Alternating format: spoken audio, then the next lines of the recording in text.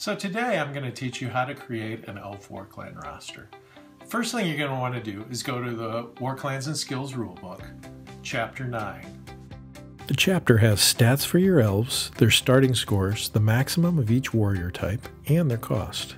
Now to build a war clan, you only get 8 warriors to start. You could do more, not recommended. And you have a measly 100 gold pieces. You're not going to be able to get everything you want. Every war clan must have a leader. For the elves, it's the Seeker. So I'll add 1 Seeker, and he costs 12 gold pieces. The rules for spellcasting haven't been released yet, so we'll ignore the Spellsinger. I'll pick 7 more warriors from the remaining choices. Most people like to add the most valuable warriors right away, because they tend to have better stats and better skills. So I'm going to add a Sentinel for 16, and I'm going to see if I can afford both Wardens. The initial cost for these first 4 warriors is 56 gold pieces, and that's good. With our 4 most expensive guys out of the way, we should be able to stay under the 100 gold piece limit. So I've got 4 slots left to fill. I could do 4 Watchers, but that would only leave me about 8 gold to equip my war clan with. A little less than I'd like. The other option is I could do the 3 Watchers and add the Bairn. She's cheaper, so that's going to give me 12 gold pieces to equip my war clan. Still not great, but it makes me a little more comfortable. I can see that everybody's going to be able to start with a cudgel for a melee weapon, cost me 0, and everybody can start with a cudgel as a missile weapon as well. Terrible weapon, but at least my guys are not going to be fighting with fists. I really want to get some short bows in the hands of my elves, so the best bowmen on the team are the Wardens, so I give each one a short bow. My 2 best melee fighters, I'm going to give spears, which cost 2 gold each. So I'm going to give the Seeker, who's the leader, a spear, and I'm going to give my Sentinel the spear. I am down to 0 gold pieces now. I haven't bought armor. My guys are going to be squishy to start. That's just the risk that you take. One of the fun things about playing elves is each comes with their own unique fairy power. This could be a useful skill or some innate magic that the elf might have. Could be that your elf is not an elf at all. Could be some kind of unique fae like a sylph or a nymph. So I'm going to roll a d66 for each of my warriors. So the way you do that is you roll 2 regular dice. The first one is a 10s and the other one is the 1s, so 15. So that means my Seeker, if I look at the chart, is going to become a Pathfinder. I'm just going to go ahead and roll a fairy power for each warrior.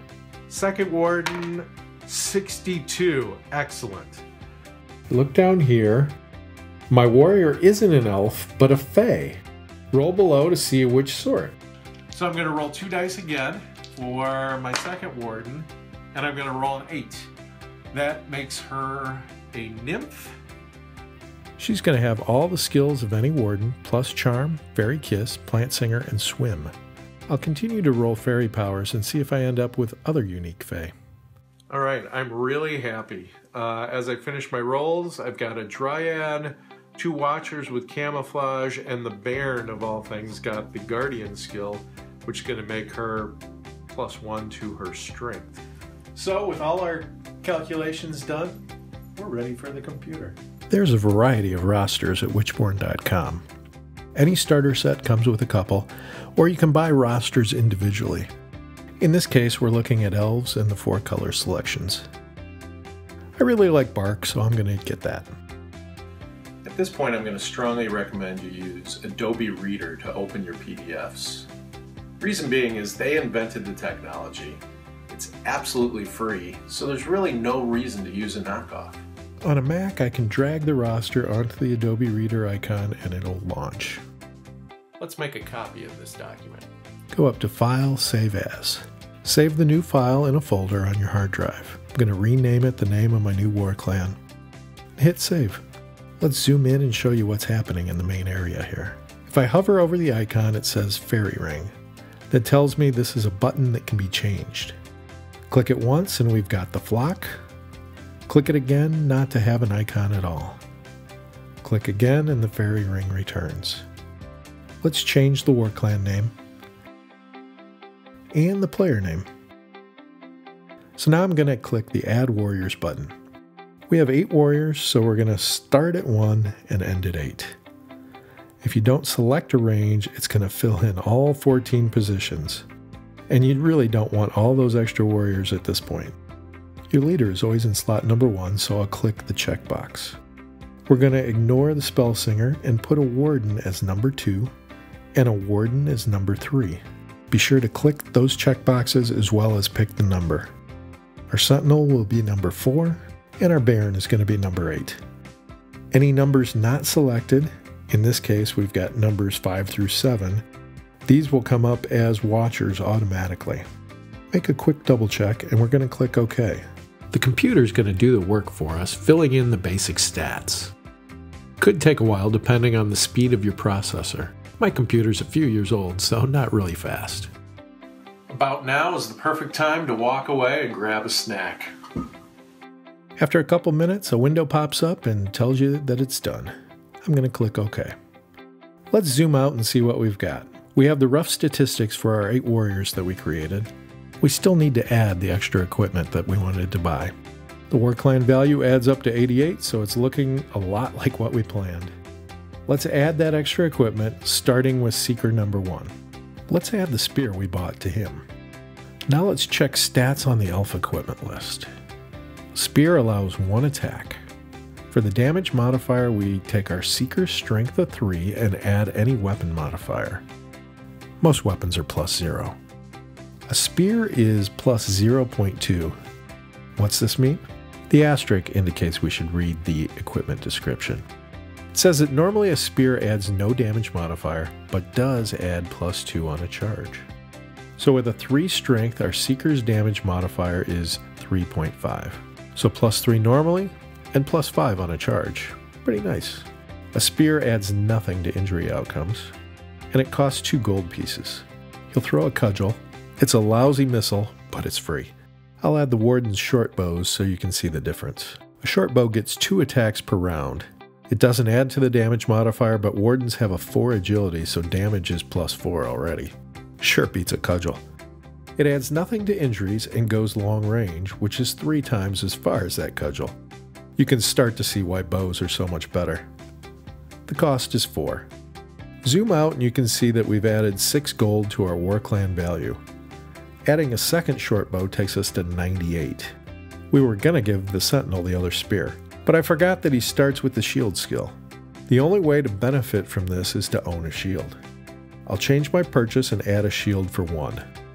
Now the only melee weapon I can afford is a short sword. It's still a better weapon than a cudgel because it gets 2 attacks per turn instead of 1. And it only costs 1 gold. I've bought my starting equipment and now my war clan is up to its full 100 gold piece value. Most war clans would be all done now. Just print and play. But remember, we rolled those fairy powers earlier for the elves, so we need to add those to the roster before they're ready. I like to underline each one so they stand out. So if I highlight the word and hit the Apple and U keys on my keyboard, it will be underlined. Most computers can get you there with a right click also. The second warden is a nymph. Let's take a look at her stats. Being a nymph adds +4 to her value. She's not the brightest bulb, so we lower her psyche -1. She also adds 4 bonus skills. I like to put them in alphabetically. Her fairy power is that she's a nymph. I'm not loving this icon. We should make her look more like a nymph. Roll over the tooltips to see what other icons you can unlock. The little water droplet is the nymph. Ah, better. I'll go ahead and fill in the rest. I want to show you an advanced trick for the Baron with Guardian.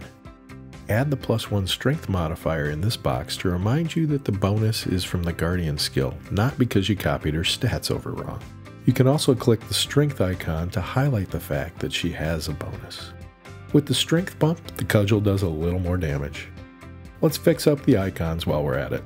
Number 5 is actually a dryad now, so let's pick a new icon for her. better. I want the bairn to be female, so I'm going to change that. And someday I may want a bunch of elves riding unicorns, so I'll make these other watchers females too. Play with the icons as you'd like. Before I forget, I'm going to go up to File, Save. Save often and you'll protect yourself from computer crashes. For the last little touch, I'd like to name everyone. People don't believe me, but warriors actually fight better once they're named. We're ready to print. Let's save one more time. And then go up to the print menu. We're only going to print from the current page since there's no one on page 2. Sometimes Reader comes up with the fit page pre-selected. We don't want that. That shrinks your printout unnecessarily. There's a big white border on these rosters, so most printers can capture everything when you choose 100%. When you're ready, hit print. There are some other advanced roster tips we can teach you, but let's save those for another video. Till then, you can check out Chapter 5 of the core rules. And in the meantime, fresh off the printer, we're ready to play. For the WitchBorn, death is only the beginning.